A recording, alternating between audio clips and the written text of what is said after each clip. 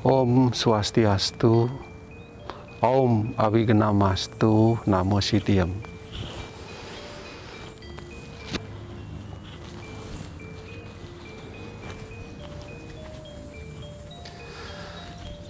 Bapak Ibu, para pemirsa setia Pesan Dharma, bertemu kembali dengan kami dari Badan Penyiaran Hindu Jawa Timur yang pada kesempatan ini akan menyampaikan tentang meningkatkan kualitas hidup sebagai manusia.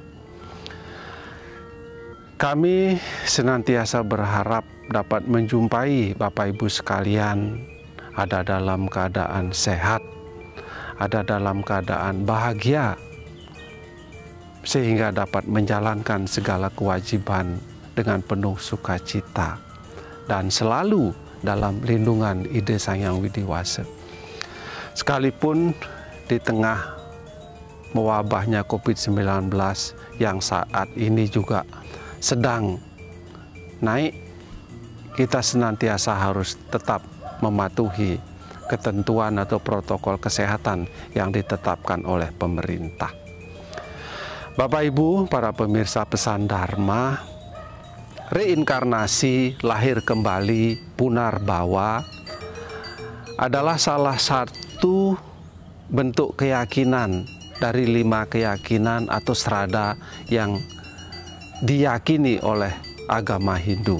Pancasrada yakin dengan adanya Sang Hyang Widi Wasa, yakin dengan adanya Atman, yakin dengan adanya punarbawa, yakin dengan adanya karma pala, dan yakin dengan adanya moksa.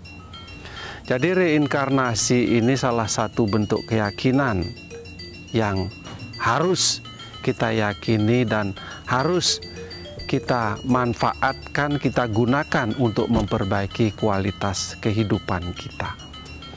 Kita lahir kembali ke dunia karena kita masih diliputi oleh kekurangan. Kita masih diliputi oleh sisa-sisa perbuatan buruk yang mungkin pernah kita lakukan di kehidupan kita sebelumnya. Angayu bahagia juga Bapak Ibu para pemirsa Pesan Dharma, kita dilahirkan sebagai manusia. Karena hanya lahir sebagai manusialah kita dapat menolong diri kita dari kesengsaraan dengan jalan berbuat kebaikan. Ikang dadi wang utama juga ya nimitaning mangkane wenang ya tumulung awak nia saking sangsara maka sadaning suba karma. Demikian tertuang di dalam kitab Saras Camus saya sloka ke-4. Reinkarnasi atau punarbawa ini kalau saya ibaratkan sama dengan ketika kita sekolah dahulu. Kita ini belum lulus, kita belum bisa naik kelas. Kita masih mengalami remedi, kita masih harus mengalami ujian ulang atau sekolah lagi, belajar lagi supaya bisa lulus, bisa naik kelas, bisa menjadi lebih baik dari kehidupan sebelumnya. Bapak Ibu para pemirsa Pesan Dharma, lalu bagaimana kita dapat memperbaiki kualitas diri kita? Di dalam kitab Bhagavad Gita Adhyaya 4 sloka 8 itu menjelaskan apa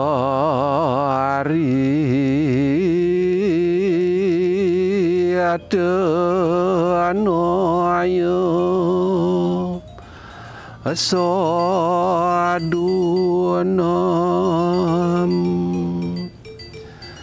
wiana asoyo acadu asakriyadam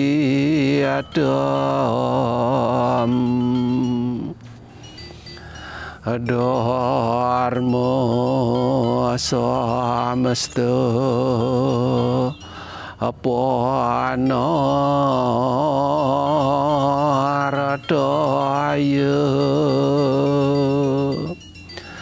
sambo awani ayuge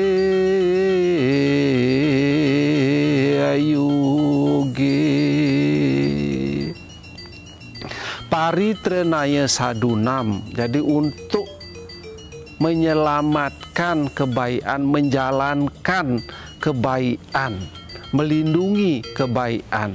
Wina saya cadus kritam, melenyapkan kedukaan, melenyapkan keburukan, menghilangkan keburukan atau kejelekan. Dharma samsya panartaya dengan jalan menjalankan dharma. Sekali lagi dengan jalan menjalankan dharma. Dharma ini adalah kebenaran. Dharma ini adalah kewajiban. Kita menjalankan swadharma, kewajiban kita di jalan dharma. Dharma inilah yang akan mengantarkan kita untuk menjadi lebih baik. Bukan karena keturunan, bukan karena pengetahuan kita, bukan karena jabatan kita, tapi perbuatan kita yang senantiasa di jalan dharma.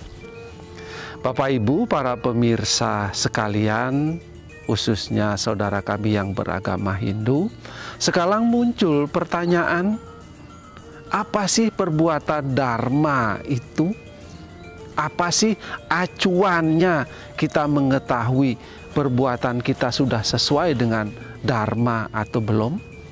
Sebagai acuan dharma, kalau kita melihat di dalam kitab Manusemerti Adhyaya 2 Sloka 6, itu ada, saya katakan, gradasi, ada beberapa tingkatan-tingkatan yang dapat kita gunakan untuk mengetahui atau sebagai acuan dharma.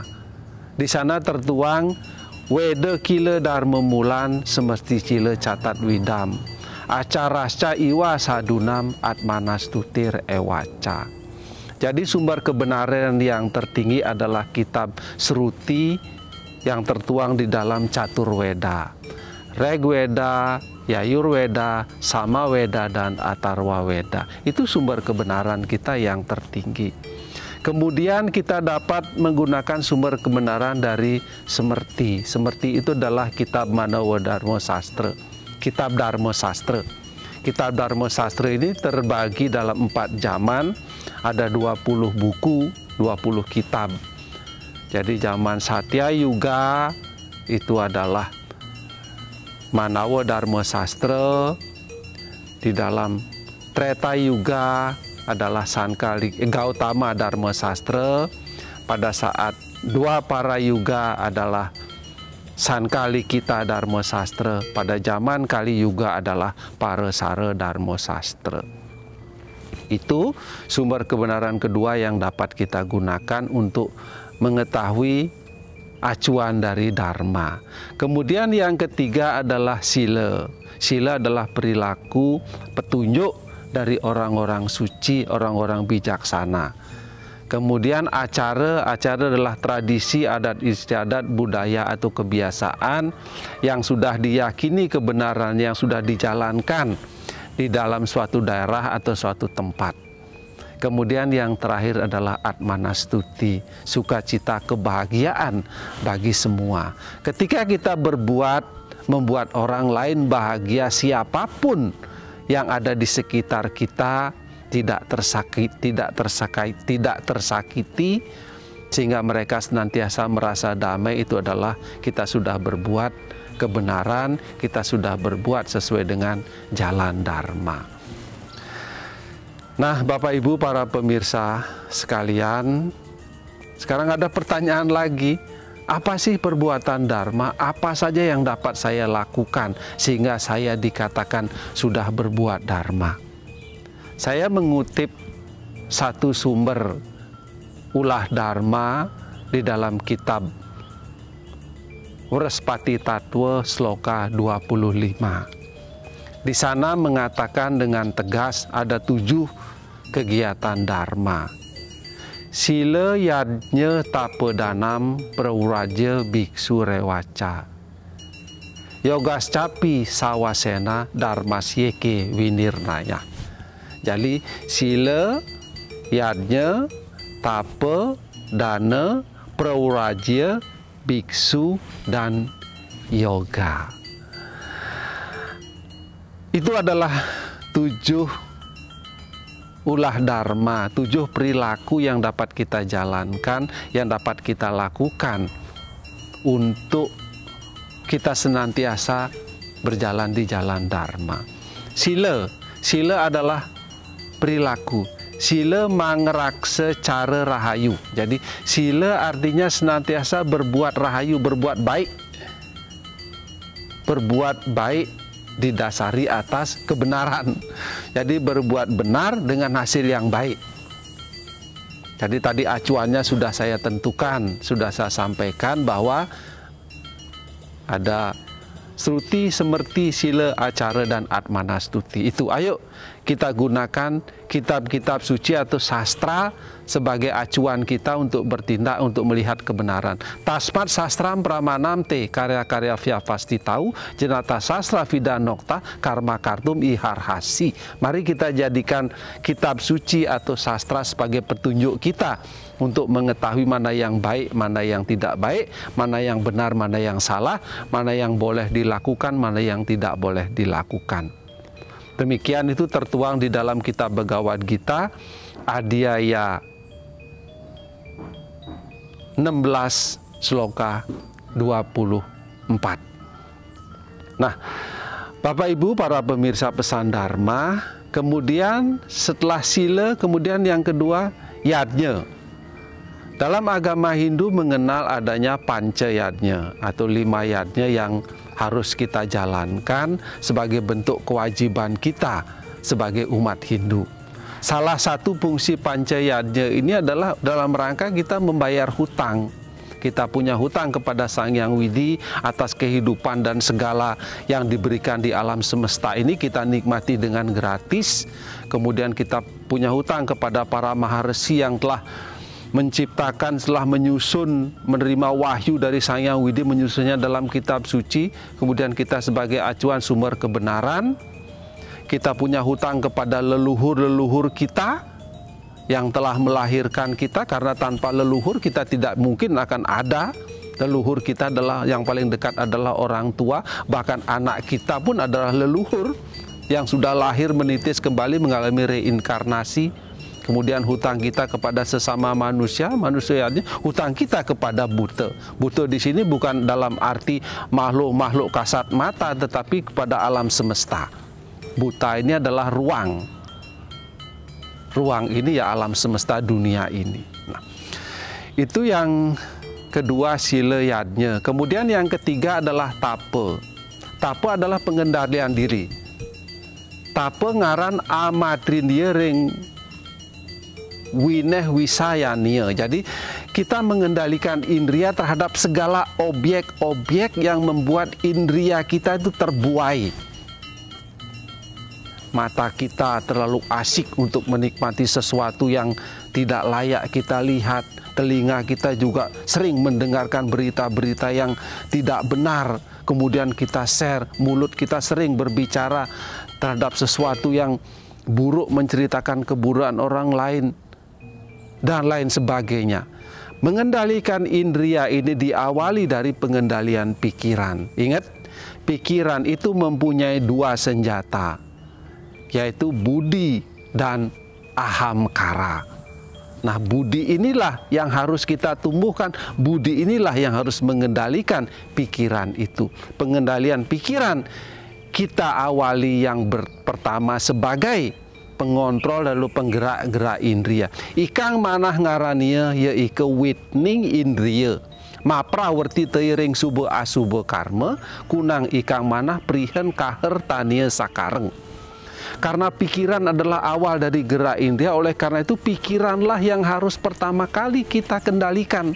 Karena pikiran ini menjadi awal gerak indria, kita mau berbuat baik, subha karma ataupun asubha karma. Pengendalian pikiran. Ayo, karena itu tadi alat dari pikiran ada 2, budi dan ahamkara. Ayo kita tingkatkan budi kita.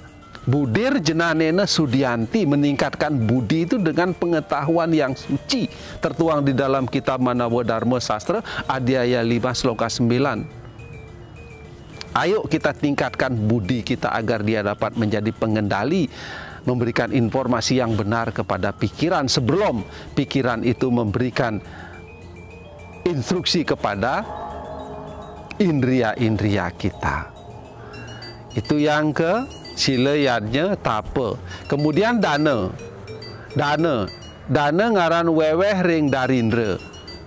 Dana itu adalah pemberian kepada orang yang tidak mampu, orang yang memang membutuhkan bantuan. Apa yang dapat kita berikan? Ada druya yadnya, ada kriya yadnya, ada jenana yadnya, ada abhyaya yadnya, ada prana yadnya. Silahkan apa yang bisa kita berikan sesuai dengan apa yang ia butuhkan.